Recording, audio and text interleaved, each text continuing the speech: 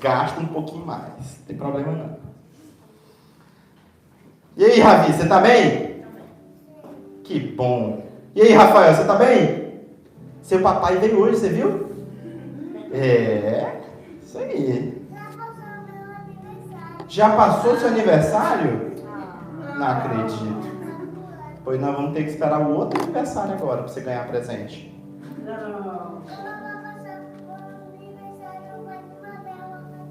Ah, então beleza, então fechou, combinado. Quando você for fazer 5, a gente resolve esse problema, então. Combinado? Aí é nóis. Me enrolei. Que os pais iriam esquecer, né? Gente.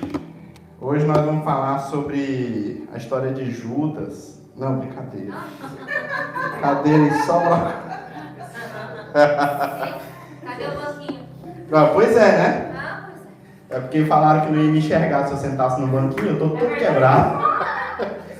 E eu concordei, é bem capaz. Gente, pode sentar. Devagar, quem foi ontem? Não, quem foi de verdade ontem não levantou.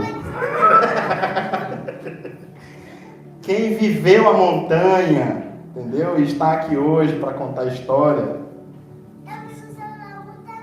Você viu, teve muita neve. Sua mamãe estava mergulhando na neve lá, você não está entendendo. Eu não caí, não. A mamãe caiu? Quem não fez dodói? Quem foi, gente? Só quem não fez dodói? Só o Israel. O rei fez dodói também. O Israel não fez dodói só se for na sombra. E ainda com dúvidas, porque...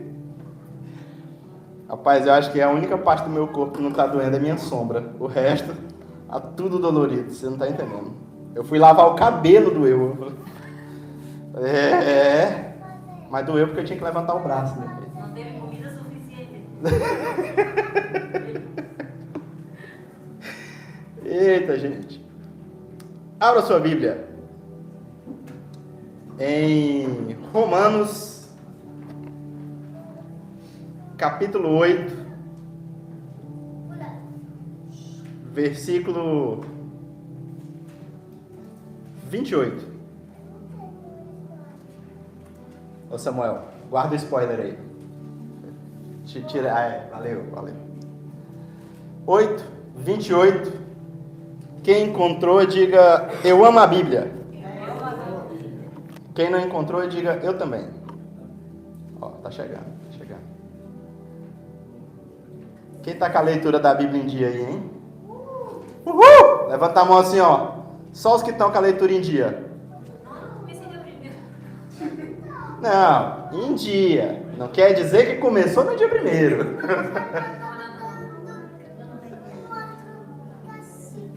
Eu tô um pouquinho atrasado na minha leitura, confesso. Eu devo estar, um dia... Acho que eu tô um dia atrasado. De que mês? Porque pelo que tu postaste já está lá. De que ano? No ano 2027? A meta é terminar logo. Pra começar de novo e terminar antes do final do ano. Tá querendo competir contra mim. Eu tô querendo competir com a Jéssica, só que a Jéssica já tá em Josué. Aí fica complicado. Bora lá, Romanos 8, 28, todo mundo encontrou? Ainda não. Fica aí, guarda o spoiler aí. Vamos começar a palavra de hoje de um jeito diferente. Primeira pergunta para todo mundo que está aqui. Quem tem sonhos? Todo mundo tem sonho?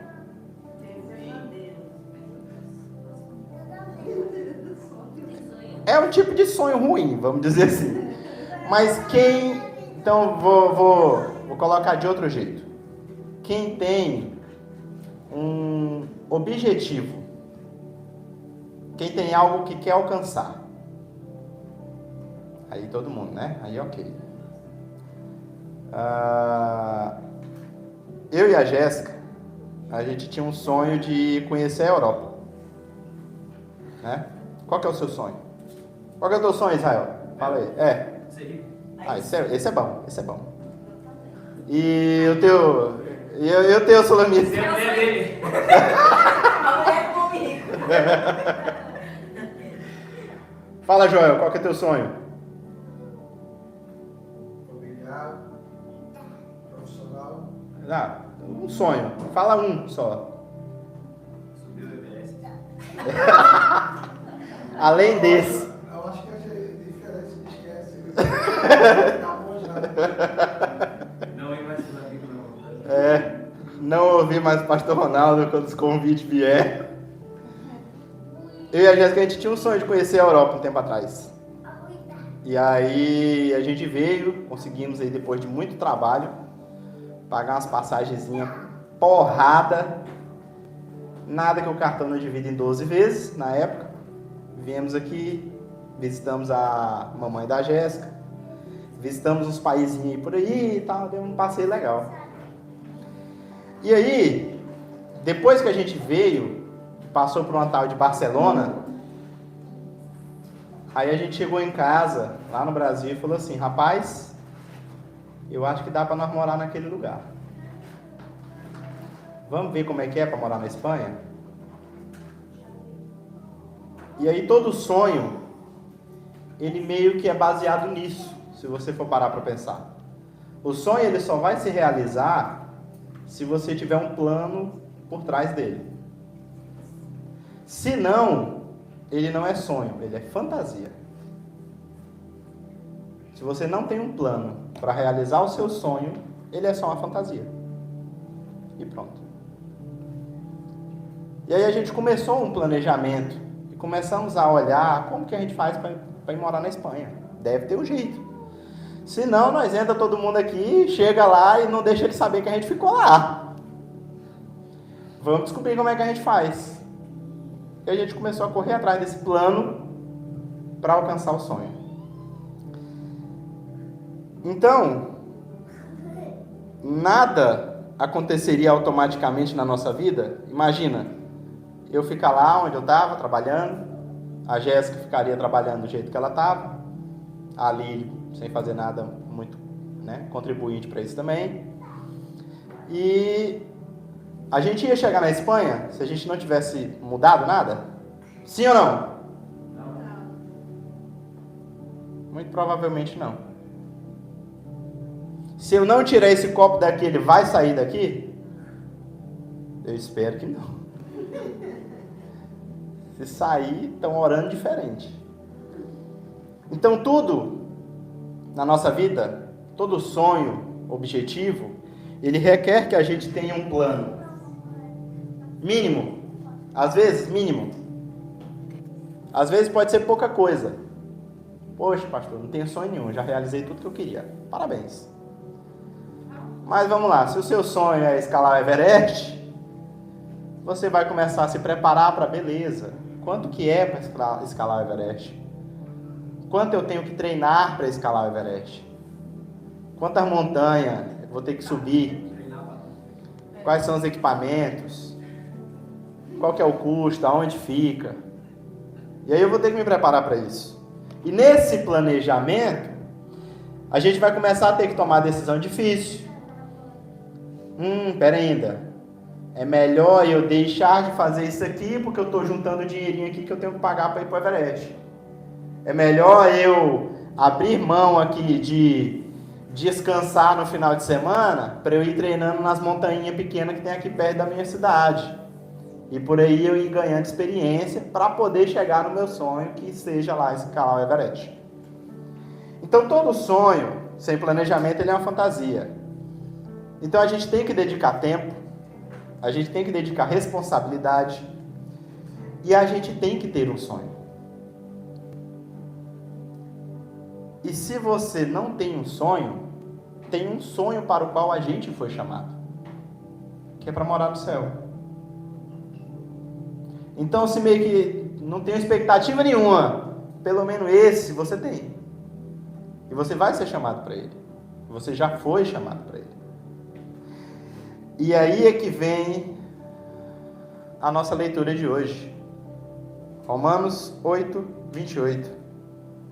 E sabemos que Deus faz todas as coisas cooperarem para o bem daqueles que o amam, Cadê? Bota aí para nós agora, Simão.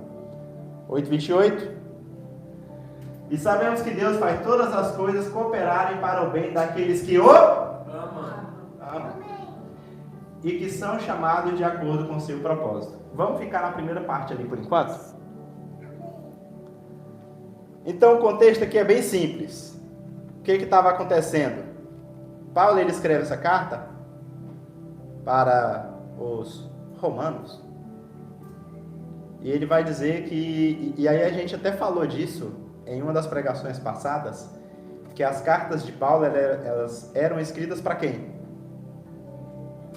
Ela era escrita para todo mundo ou para crente? Para crente. Para crente, para cristão. A carta de Paulo ela não foi escrita para o cara que não aceitou Jesus ainda.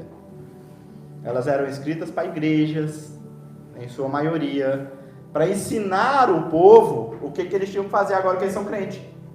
Ô, vocês aceitaram a Cristo? Show de bola. E agora, o que nós faz? Vou falar um negócio para vocês, ó. Vocês estão passando por perseguição, vocês estão enfrentando um monte de tensão, a igreja está uma loucura, está todo mundo brigando, vocês estão até pensando em desistir. Mas deixa eu falar um negócio para vocês. Não desista. Porque todas as coisas cooperam para o bem daqueles que o amam. O detalhe aqui é: nós realmente amamos a Deus? Porque todas as coisas vão cooperar para o bem daqueles que o amam.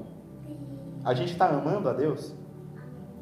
Se a gente for parar para pensar, pensa aí na tua semana passada. Não fala. Quantas vezes ficou claro no que você fez? Pensa aí de verdade agora. Quantas vezes ficou claro, mediante o que você fez, que você ama a Jesus? Quantas vezes? Quantas vezes o sentimento que veio no seu coração foi de amor e não de vontade de, sei lá, abençoar um irmão com um ato mais forte na face? Quantas vezes a palavra que saiu da sua boca, da nossa boca, estava mostrando que nós somos cristãos, que a gente ama a Deus? Essa é a primeira reflexão. Quantas vezes a pessoa que passou por nós fala: rapaz, esse cara aí, ele ama Deus mesmo, hein? E não vale usar a camiseta Jesus, eu amo Jesus. Essa não vale. Você usar, já cortou, esse aí já era. Outra coisa também que Paulo está tentando trazer aqui é que há uma esperança. Há uma esperança em que, vai dar certo. Mas se der errado, as coisas estão cooperando para que vocês continuem amando a Deus. Como assim, pastor? Muitas das vezes, algumas igrejas, elas vão falar que todas as coisas cooperam para o bem daqueles que o amam, então meio que tu não vai ter dificuldade nenhuma na vida, né? E não é. Às vezes, essas coisas de errado que estão acontecendo também são para mostrar que vai dar tudo certo. O mais difícil da nossa vida não é ver que quando está tudo dando certo, a gente fala: oh Deus, obrigado. É saber que às vezes quando deu alguma coisa errada, isso talvez nos fortaleceu. Isso talvez nos deixou mais parecidos com Cristo. Que ele quase não sofreu, né? Passou bem a vida até. Não. Então muitas das vezes a gente acaba olhando para as situações e perguntando: poxa, mas por quê? Por que Deus está fazendo isso comigo? E aí a resposta vem no versículo seguinte, 29.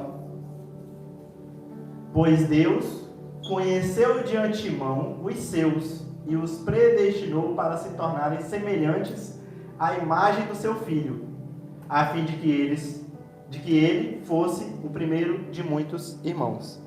Então, beleza. A gente tem que se tornar a imagem e semelhança do Filho de Deus, e ele é o primeiro entre muitos irmãos, ok? Então, Jesus Cristo é primeiro, ele é o modelo pra gente, que somos os outros irmãos, e a nossa meta é carregar essa galera, todo mundo de irmão, e tá tudo certo. Até aí tudo bem? Fácil. Só que a primeira parte vai falar, pois Deus conheceu o seu povo de antemão, ele conheceu antes. Então ele sabia que a Sulamita ia passar pelo que passou. Ele sabia que o Marcos ia passar pelo que passou. Ele já sabia. A gente aqui não. A gente é que está descobrindo a história conforme a gente vai vivendo a história. E muitas das vezes a gente fala, tá, mas e agora? Como é que eu faço para eu me parecer mais com Cristo? Porque foi para isso que ele me chamou? Deus, beleza, Deus me conheceu, falou, Israel, tu é o Israel, tu é brabo. E agora? Tu vai fazer isso, tu vai fazer isso, tu vai fazer isso, tu vai passar por isso. E se tu não perceber, tu não vai ficar parecido com Cristo. Tu só tem que perceber. Porque a gente quer olhar um versículo sem olhar o outro. A ideia da leitura, do plano de leitura, é que a gente possa estudar a Bíblia toda. E aí a gente vai achando ali algumas diferenças, algumas coisas que a gente não tinha entendido muito bem. Se tu for parar para pensar, mas para ainda, pastor, como assim? A gente foi chamado para ser a imagem e semelhança de Deus. Sim. Mas quantas vezes tu está em casa e chama teu filho e ele não vem?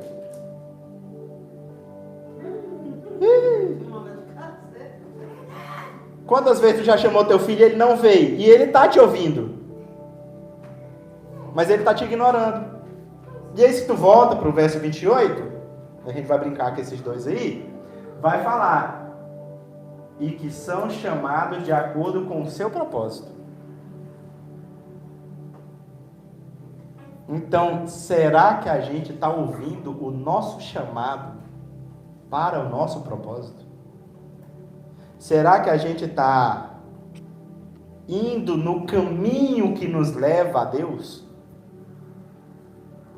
Ou será que a gente está indo no caminho do vizinho que vai? Parte, Senhor. O grande detalhe é que a gente acaba achando que tudo vai funcionar de forma automática.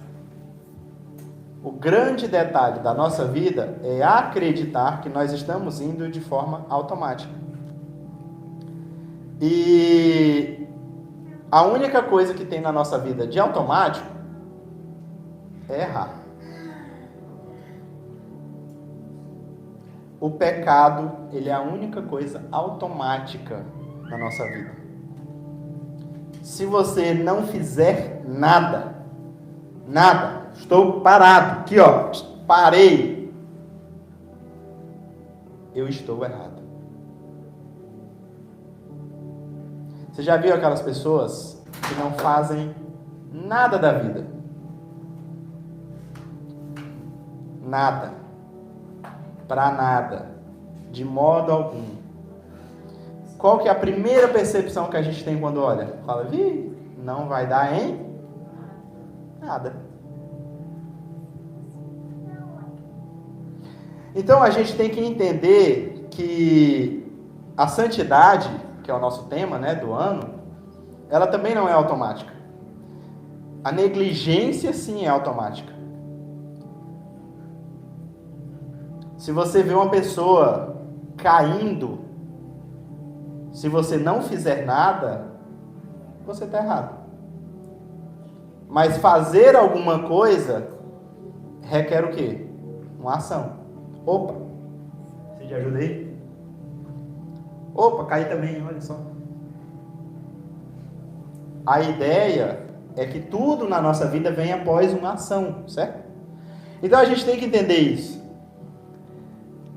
Tem um livro que ele traz um princípio muito interessante. O livro, se eu não estiver enganado, é Praticando o Caminho. E o autor desse livro, em algumas páginas, ele vai dar um negócio que eu acho muito interessante, que é o seguinte: não existe santos por acidente. Não existe santos Não existem santos por acidente. Não tem como você achar que sem fazer nada, você vai ficar santo. Sem querer. Não. Virei santo. Do nada, assim. Não tinha que fazer nada. E vestir a camisa do santo também é uma ação, então não conta. Piada terrível. Para as crianças, a Bíblia dá uma instrução para os pais, porque as crianças não vão saber o que fazer. Então a Bíblia instrui o pai e fala: olha, ensina o caminho que deve andar, ensina no caminho que seu filho deve andar, e quando mais velho não se desviará dele. Então a Bíblia ensina para os pais que até a criança dele não pode ficar sem fazer nada. Então tudo, em teoria, alguém precisa fazer algo. E se você não sabe o que você precisa fazer, talvez é porque você precisa aprender o que fazer. E aí que a gente fica na dúvida. Poxa, não sei o que eu preciso fazer. Tá, então vamos aprender o que precisa ser feito. Eu lembro de um pastor lá da IBR de Goiânia, que ele falava o seguinte, que tudo que você vê de problema na igreja, normalmente é o que você deveria estar fazendo. Aí eu virei para ele e falei assim: rapaz, eu tinha que estar fazendo correr demais. Aí ele: normalmente é visão de quem vai ser pastor. Eu falei: tá repreendido. Cá estou. Repreendi pouco. Então é simples. Se você não fizer nada, o seu filho vai aprender? Vai. Claro que vai. Aprender a não fazer nada. E aí, tá certo? Não. Se você não ensinar, quem que vai ensinar? O mundo. Se você não ensina, a tela ensina. A cultura ensina. Os amigos ensinam.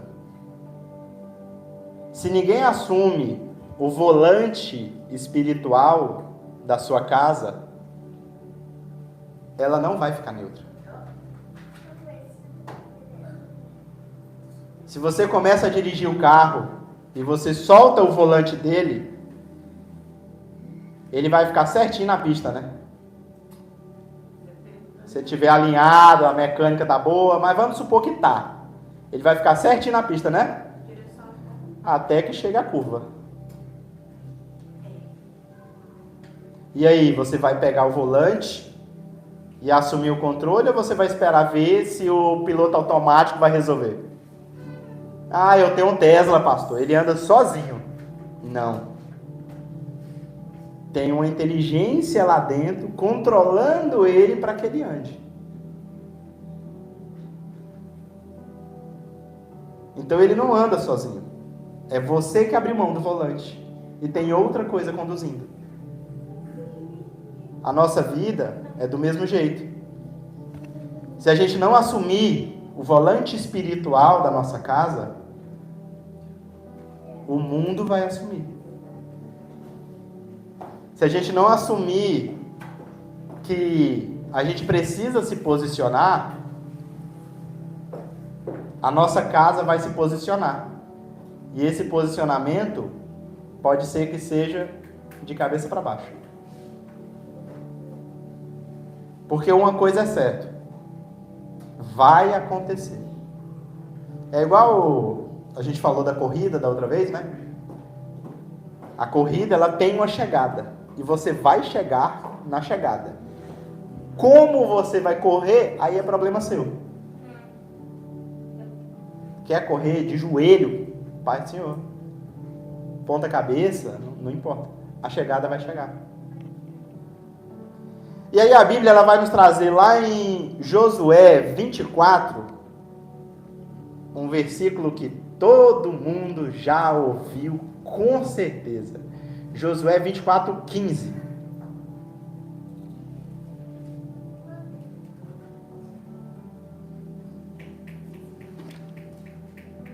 Mas se vocês se recusarem a servir ao Senhor, escolham hoje a quem servirão.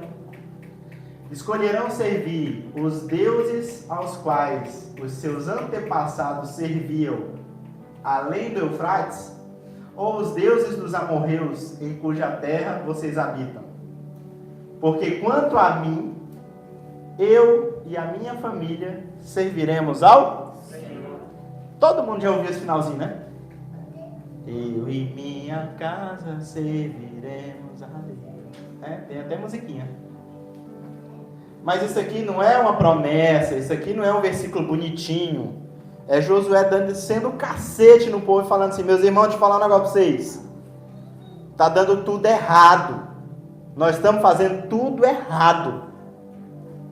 Porque a gente não está se posicionando. O grande erro é achar que isso aqui é poesia. Ai, que coisa linda, eu e minha casa serviremos a Deus. Será que serviremos mesmo? Para pensar aí agora. Vamos pegar aí de novo o contexto da última semana? Volta aí para a última semana sua. O que você fez para que a sua casa sirva a Deus? Não precisa responder. Mas pensa. O que você fez? Ah, não, mas é minha mulher que cuida disso. Ah, não, mas é meu marido que cuida. Não quer saber. O que você? O que eu fiz? O que eu fiz para que a minha casa sirva a Deus? O jovem também vale, viu, Samuel? Mistério. O que você fez para que a sua casa esteja servindo a Deus? Vamos considerar que isso aqui é um posicionamento, né? Então, se é um posicionamento, como você se posicionou essa semana para que a sua casa esteja no caminho de Deus?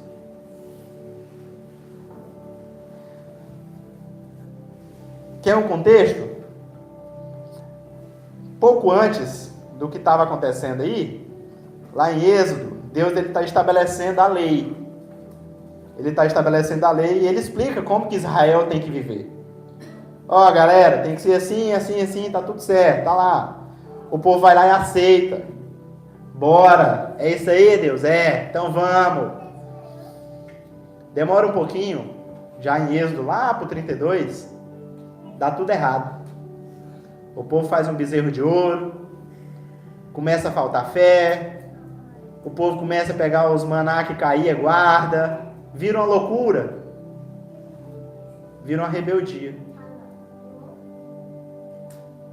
A consequência? Toda a geração morreu no deserto. Porque não houve posicionamento. Depois vem uma nova geração, já em Deuteronômio. E aí tem toda essa nova geração, Moisés vai lá, resume a lei, diz: olha, coloca aqui diante de vocês a vida e a morte. Aliás, a vida e a prosperidade, ou a morte e destruição. Qual caminho vocês vão querer? Depois, Josué, velho, caindo nos pedaços, vendo todo mundo fazer tudo errado, e fala: gente, você está fazendo a mesma coisa que o povo fazia antes. Você não fez nada de diferente. Como o resultado pode ser diferente? E aí ele fala: olha, eu hoje estou decidindo que a minha casa vai servir a Deus. Josué, ele não vira e pergunta assim: oi, esposa, minha casa vai servir a Deus hoje, o que tu acha? O que tu acha da nossa casa começar a servir a Deus hoje? Não. Ele, como líder da família dele, vira e fala: a partir de hoje, eu e a minha casa serviremos a Deus. Ponto. Acabou, meu parceiro. Ele não pediu permissão, ele não deu uma ideia. Ó, vai que funciona esse negócio. Josué, ele vai falar como um patriarca. Ele vai falar assim: ó, a partir de agora é isso aqui que funciona e é pronto, acabou. A regra é essa. A gente tem que se posicionar. Não há opção. Ah, não, mas é que lá em casa, pastor, é diferente. Lá em casa é diferente. Lá em casa não funciona assim. Lá em casa quem manda é minha mulher. Lá em casa também. E aí? Qual que é a tua desculpa agora? O posicionamento, né, de acordo com a Bíblia, o homem é o cabeça da casa, assim como Cristo é o cabeça da igreja, né? Olha aí, responsabilidade pouca para nós, né? A gente só é comparado com Cristo. Mas se todos nós fomos chamados para ser comparados com Cristo, e aí? Qual que é a tua desculpa? Então, Josué, ele não está virando falando assim, olha, tomara que a minha família queira. Depois que eu falei aqui, agora tem que ver com a patroa se ela vai aceitar esse convite aqui. Não, ele fala assim, olha, vai ser assim. Eu sou o líder da minha casa, então eu e a minha casa serviremos a Deus. E ele deve ter voltado para casa, e aí imagina aí, gente, o contexto era bagaceira, o povo adorando outros deuses, estava todo mundo assim, ok? Pra vocês terem uma ideia, pouco tempo antes, Deus tinha destruído o mundo, porque ninguém fez nada e deu tudo errado. Vocês estão entendendo o contexto?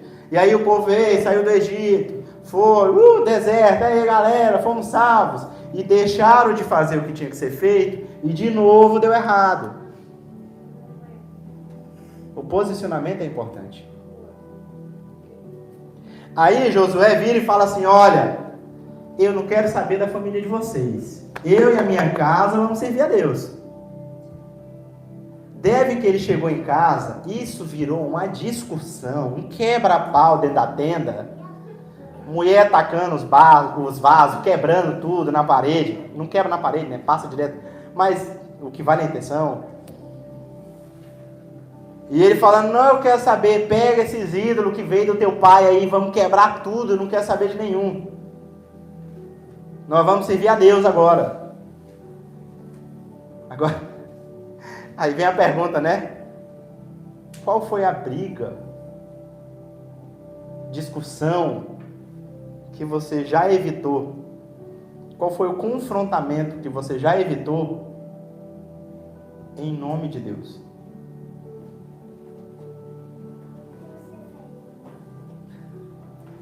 Qual foi o confronto? Sabe aquele do tipo assim, não, nós não vamos fazer isso? Ah, nós vamos sim. Porque isso aqui vai melhorar a nossa casa. Isso aqui vai melhorar a nossa família. Ah, o horário do culto é que hora? É 5. 5. Eu vi um vídeo hoje, eu achei maravilhoso o videozinho hoje. O menino, ele vai pro culto. E aí ele tem que andar 4 quilômetros para chegar no lugar aonde a carona dele passa e pega ele para ir pro culto. E aí o videozinho é interessante, porque mostra ele correndo, e aí tem um trecho que tem lama. E aí ele tá com 2 sacolinhas no pé, para não sujar o sapato. E aí naquele momento ali, ele todo de socialzinho assim não, mas de social.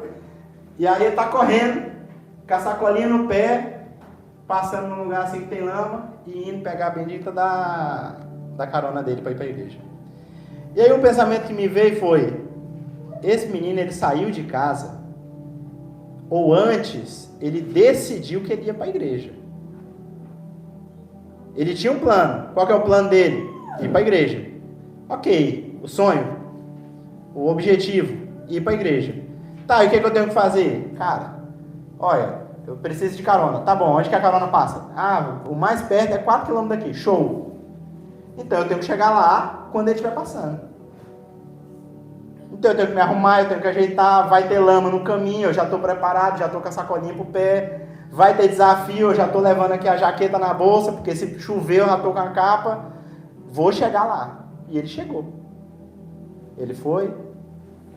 Quando ele voltou, estava chovendo. Mas ele estava preparado.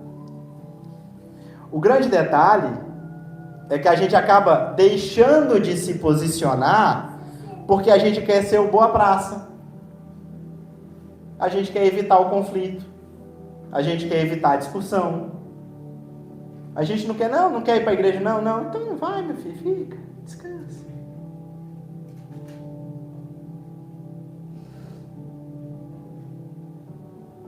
Ah, pastor, mas tem que vir para a igreja, até quando está doente, caindo dos pedaços. Não é isso. Mas é aí quando não tem um motivo. E quando você pai e você mãe sabe que não tem um motivo. Ou melhor, e quando você tem um motivo para não ir trabalhar e você vai?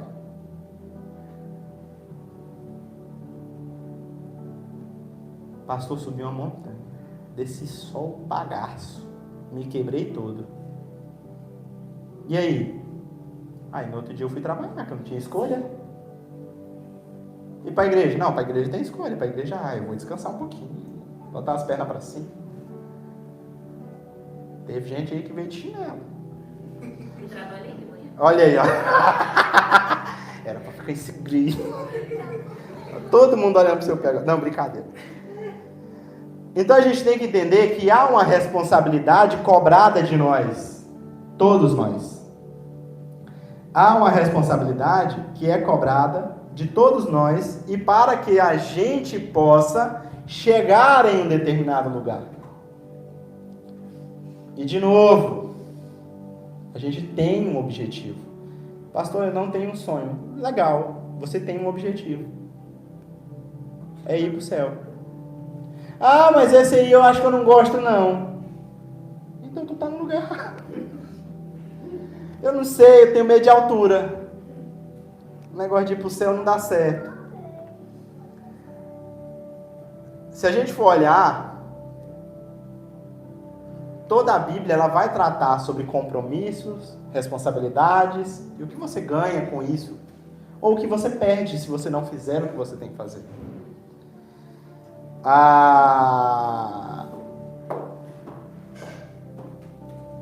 A grande questão é que às vezes a gente não entende, ou não quer entender, ou não quer enfrentar as coisas que a gente tem que enfrentar. Às vezes a gente vai ter sim que converter o nosso próprio coração. A gente vai ter sim que forçar ter fé. A gente vai ter sim que controlar os nossos desejos. Só que eu não posso fazer isso para Jéssica. Não tem como eu forçar a Jéssica a ter fé. Não tem como eu forçar o Israel a ter fé. A Lili. E o que é que eu posso fazer? Mostrar que eu tenho.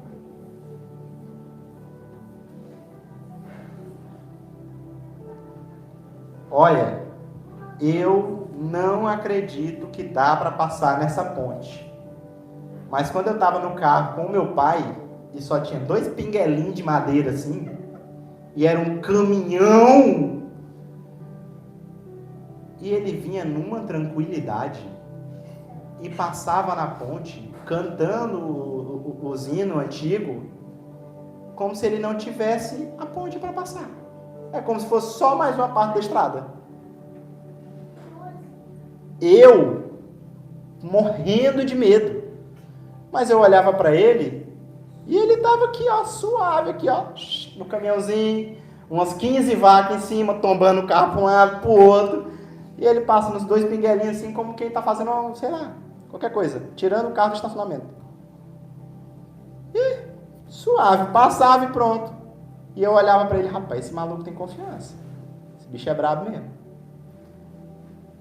Ou seja, ele me mostrava que ele tinha confiança. Qual que era o meu papel então? Confiar também, o mínimo. É o mínimo.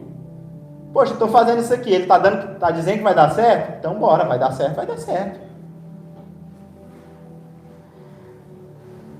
eu não vou conseguir, meu pai ele não ia conseguir virar e falar assim, olha, eu não consigo fazer, tipo, meu pai não ia virar para mim e falar assim, ó, meu filho, tu pode acreditar que o pai vai passar. Ele não ia me fazer acreditar só falando.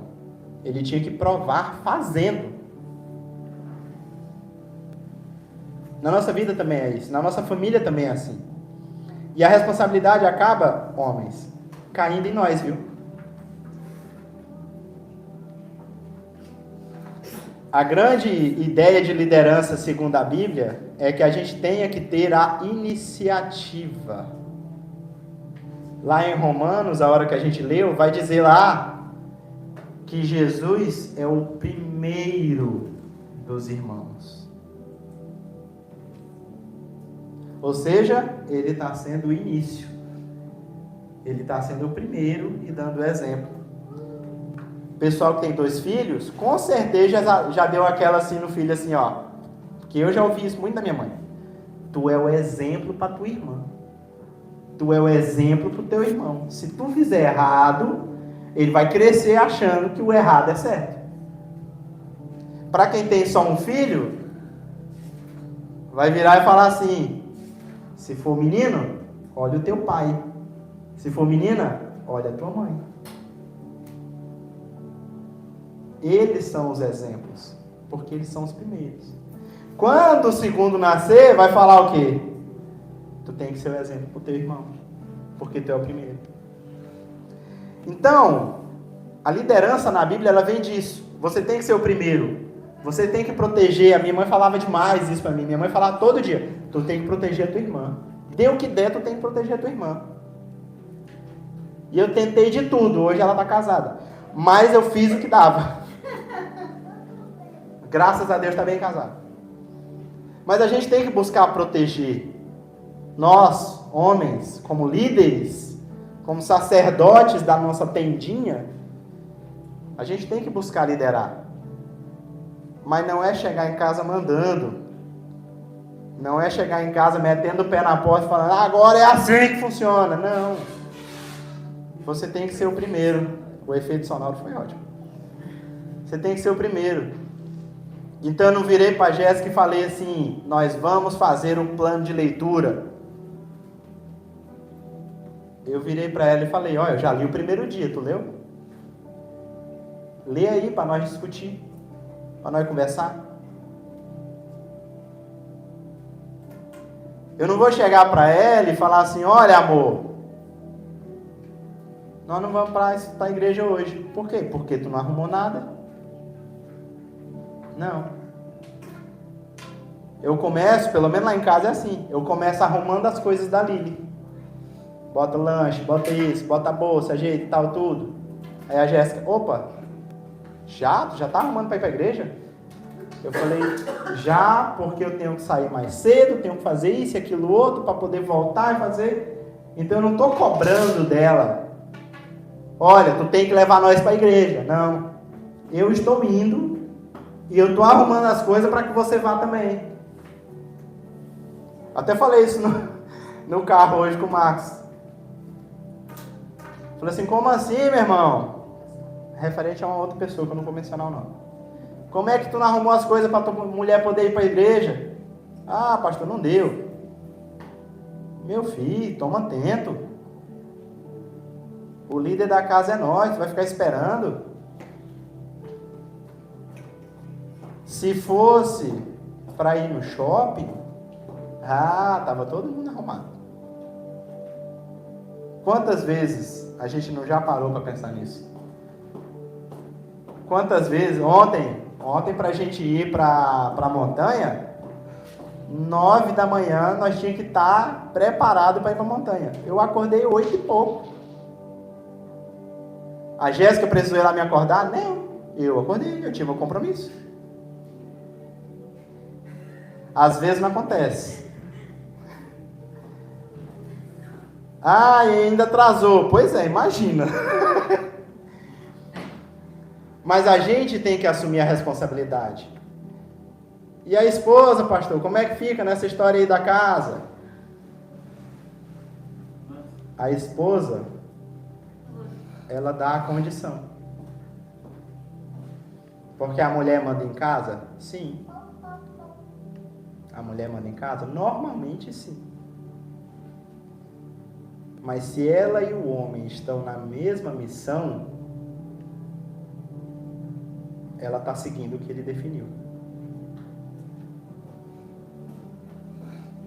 A questão é, na tua casa, está tendo um cabo de guerra, que cada um está puxando para o lado? Na tua casa está assim, ó, eu estou indo para a igreja, se tu não for, Pai do Senhor, tchau. Ou está sendo, não, meu amor, beleza, vamos. Eu arrumo as coisas aqui, tu já vai se tomando teu banho aí, nós ajeitamos todo mundo, vamos todo mundo. Ah, mas vai ter uma hora que alguém vai ter que se posicionar. Sim, posicione-se. E o melhor, se você se posicionar conforme esse negócio aqui, não tem como você estar errado. Homens, aprendam isso. Mulheres, você já sabe como não estar errado. Então, parte do Senhor para vocês. Mas muitas das vezes a gente acaba não entendendo isso.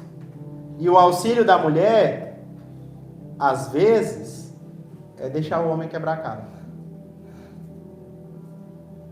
O auxílio da mulher, às vezes, é falar assim, e agora? Não é o eu não te falei, mas é o e agora, meu amor? Como é que nós vamos fazer? E deixa o macho pensar. E confia. Ah, não, nós vamos fazer assim. Então, bora. Ah, mas já fez, deu errado uma vez.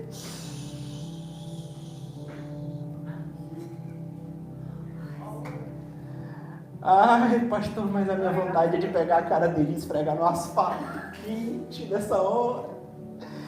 Ai, pastor, gritar. A minha vontade na hora é de sumir. Só. Tá bom. Vamos fazer assim? Vamos. Tá bom. Na próxima, vamos para a igreja hoje? Vamos. Então tá bom. Quando for 2h, já deixa a roupa do marido pronto. Como quem não quer nada. Começa a se arrumar. Porque nós homens temos a grande habilidade de virar e falar assim: quem atrasa lá em casa é a mulher que demora para se arrumar. Só que a mulher arrumou os 8 fios que tu tem e tu só tinha que lavar o saco e não lavou no tempo certo. Fato. Comprovado. Olha aí, tá vendo? Ainda tinha que lavar. É porque não sabe a dificuldade. Mas a questão é, a gente tem que entender o nosso papel. Cada um de nós. A família, ela é família se tiver todo mundo. Eu acho que pode ligar esse negócio, senão o pastor vai cozinhar. Tá todo mundo com calor também? Participa? Amém? A skin dele tá com calor. É. Tá quente, não tá? O Israel tá de jaqueta ainda, eu tô preocupado. O Joel também. Gente, o Joel não consegue se mover. O Joel, na verdade, ele queria chegar e pendurar, né? Então, na casa, a gente tem a liderança pela iniciativa, e a gente tem o auxílio como base, parceria, cooperação. O lugar para onde o homem, quando quebrar a cara, vai olhar e falar assim: rapaz, e aquele povo me esperando lá em casa, como é que eu vou resolver isso? Mas olha só, ele sabe para onde ele tem que voltar. Então seja esse lugar. O auxílio, ele não vai substituir a liderança espiritual. O auxílio da mulher não substitui a liderança espiritual. A liderança espiritual está nas costas do homem. Ah, e o que é que eu vou fazer, pastor? Você, mulher, vai fazer o auxílio, vai fazer a base, vai ser a parceria, vai ser a cooperação. Ah, e aí, como é que faz? O marido lá em casa não faz nada, o homem se omite o tempo inteiro. Aí você começa a ver uma esposa sobrecarregada. Aí você começa a ver os filhos se confundindo e falando: quem manda lá em casa é minha mãe. E aí, meu amigo, aí o problema tá feio. Porque depois que o filho acha que quem manda em casa é a mãe, o lar já está perdendo a direção. E não é que a mãe está errada, ok? Detalhe, a mãe não está errada. As mulheres nunca estão erradas, gente, ponto. Mas é porque a liderança está sobre nós. E aí quando o homem se omite, acontece isso. Mas quando o homem assume a sua própria responsabilidade, a esposa fica até mais bonita. Para começar. O lar começa a tomar direção. E os filhos começam a ter uma referência. O lar onde o homem se omitiu, ele não está saindo do lugar. E no processo lá, para chegar no sonho, no objetivo, muito provavelmente esse lar vai demorar muito mais. Muito mais. Porque o homem se omitiu. Tem uma pesquisa aí, de uns números meio doido, que diz que se a criança se converte em casa, se a criança é cristã, a 20%, 8%, algo assim, de chance dos pais se converterem. Se é a mãe, o lar tem 30% de chance de se converter.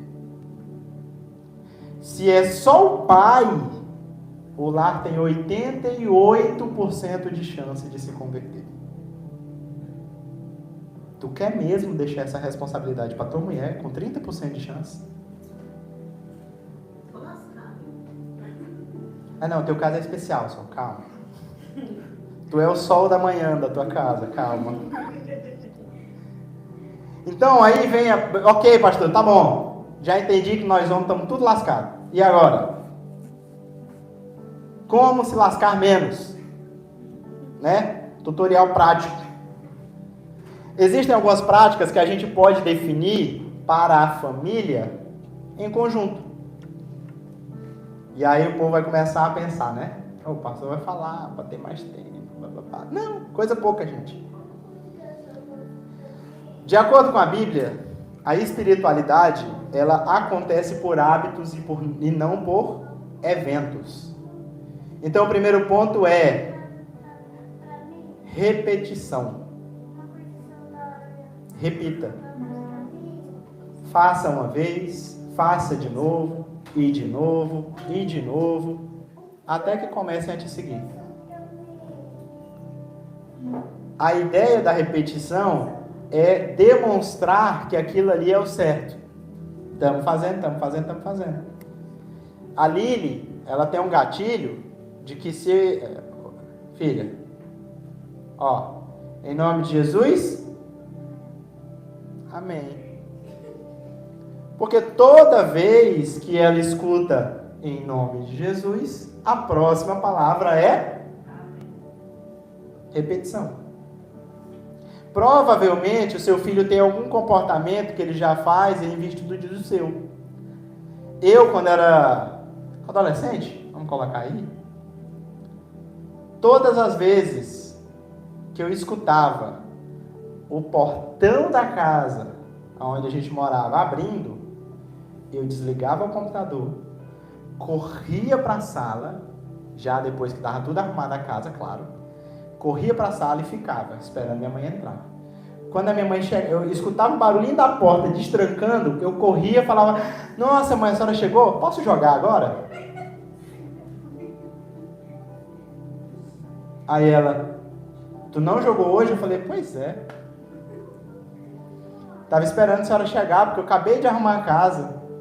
Aí ela olhava a casa: tá, vai jogar. Aí eu começava a jogar. Depois de 8 horas jogando já, enquanto ela estava trabalhando. Tá por ouvindo. É o quê? Não aprendi.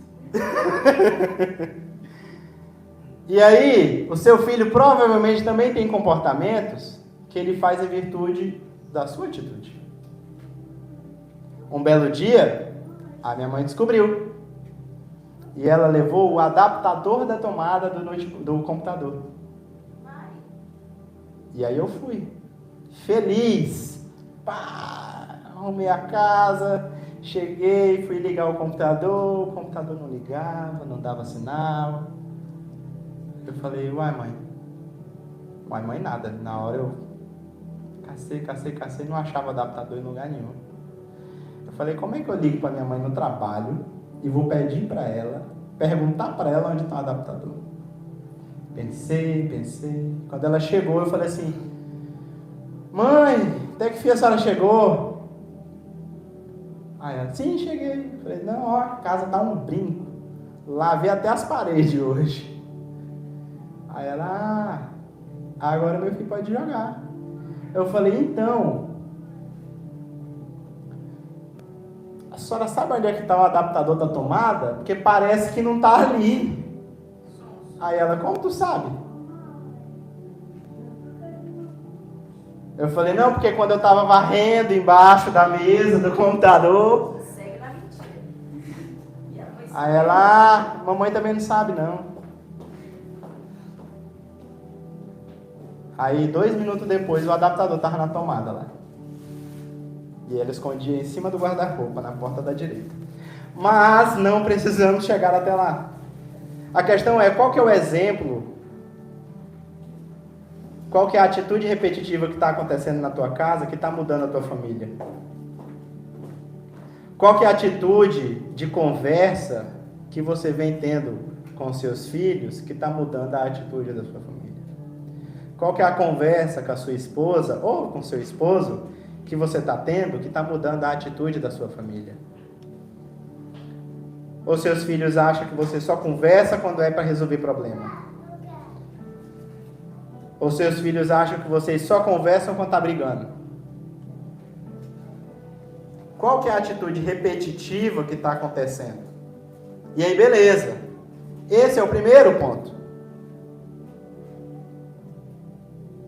O segundo é a gente entender qual o ambiente que nós estamos propiciando na nossa casa.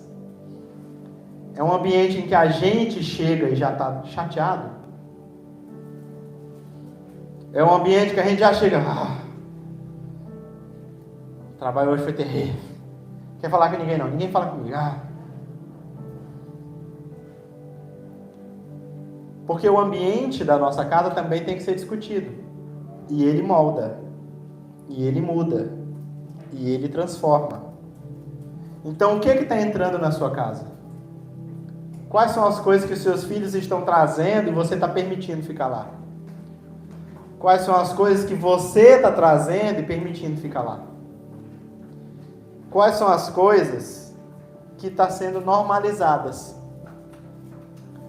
Não. Em casa é diferente. Em casa pode. Eu já ouvi muita gente falando isso. Não, na rua não pode bater no filho, mas em casa pode. Na rua não pode mentir pro filho, mas em casa pode. Não pode gritar, mas em casa com a esposa grita. Não pode brigar, mas em casa a esposa com o marido briga. Falta é sair no soco.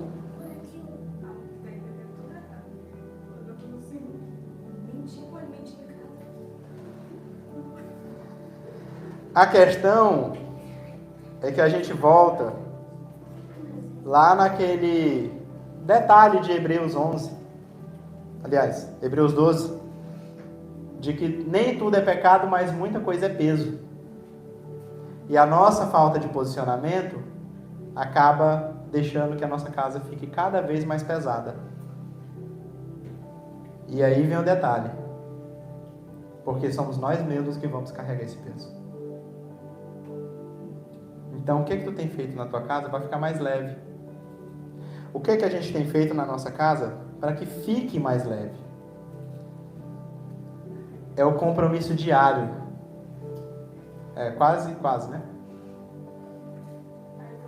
Ah, sim, colocou. A questão é o que a gente tem feito na nossa casa que está deixando ela com um ambiente bacana. E aí a gente volta lá na primeira pergunta da palavra. Qual que é o plano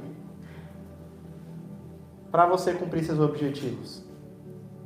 E qual que é o plano para a sua casa alcançar os objetivos? E se for olhar para Josué, então qual que é o plano para a sua casa servir ao Senhor?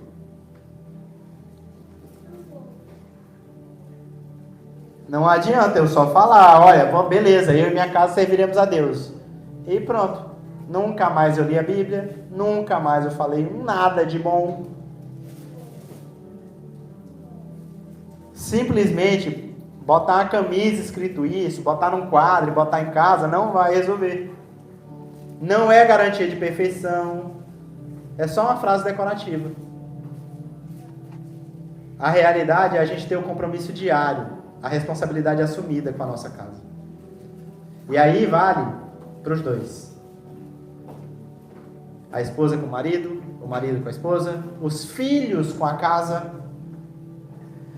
Porque o compromisso diário e mostrar que nós todos estamos na dependência de Deus é o que gera a graça de Deus na nossa casa.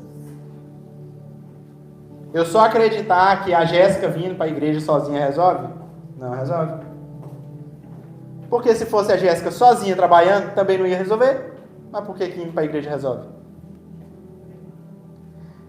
Se a gente não entender isso, não vai ter nenhum tipo de acidente que te leve ao céu. Não tem. O céu, ele não é alcançado por acidente. Uma família que serve a Deus não é alcançada por acidente. Muito menos pela falta de compromisso. O Sandro falou de uma palavra que eu achei muito legal, uma frase que fala: Deus não tem compromisso com quem não tem compromisso com Ele.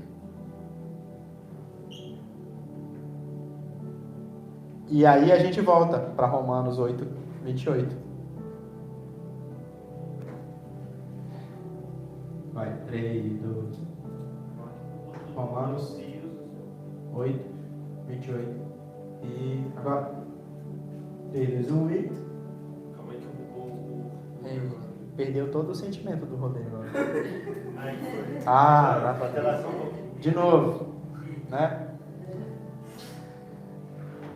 E sabemos que Deus faz todas as coisas cooperarem para o bem daqueles que o amam e são chamados de acordo com o seu propósito.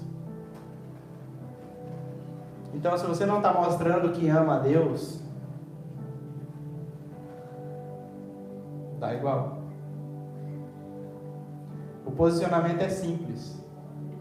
Se você não fizer nada, pode ficar tranquilo. O seu lugar no inferno está garantido. Se você não fizer nada. Pastor, e se eu fizer o mínimo? Muito bem. Foi isso que Jesus chamou nós para fazer. Né? É para a gente fazer o mínimo. É para a gente não se posicionar. A gente tem sim que fazer o máximo. A gente tem sim que dar o nosso melhor e às vezes até o nosso pior para Deus. Mas a gente tem que se entregar. Esse é o ponto. E entregar a nossa casa para Deus. E começa pela gente. Como exemplos. Dentro da nossa própria casa. E aí sim, a gente vai conseguir ver um lar que a gente pode dizer que eu e minha casa servimos ao Senhor. Até lá, eu até falei, né, para minha mãe hoje, que naquela briga, que um lado aqui é do demônio, o outro lado aqui é de Deus. Aí tem um muro dividindo. Naquela ilustração, o muro é do diabo. Ou seja, se você ainda está se decidindo, parabéns, você já decidiu. Mas se você ainda não fez o esforço para pular para o outro lado, apresse-se. Porque a corrida lá está chegando no final. E o objetivo da sua casa, o objetivo da sua família, ele não vai ser alcançado se você não tem um plano. Se você não tem um plano para salvar a sua família, muito provavelmente a sua família não vai ser salva.